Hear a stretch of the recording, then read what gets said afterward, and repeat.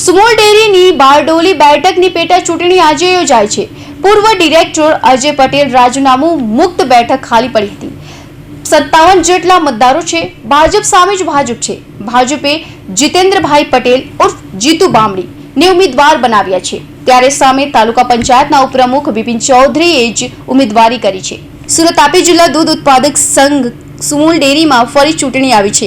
સુમોલ ડેરીની બારડોલી બેઠક પર પેટા ચૂંટણી માટે આજે મતદાન થયું હતું।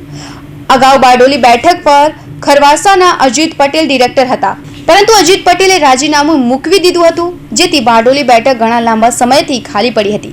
હવે આ બેઠક માટે ચૂંટણી જાહેર થતાં ભાજપ સામે જ ભાજપ ચૂંટણી લડી રહ્યું છે। ભાજપે જીતેન્દ્ર પટેલ ઉર્ફ જીતુ બામણીને ઉમેદવાર બનાવ્યા છે, જે જિલ્લા પંચાયતના કારોબારી અધ્યક્ષ છે।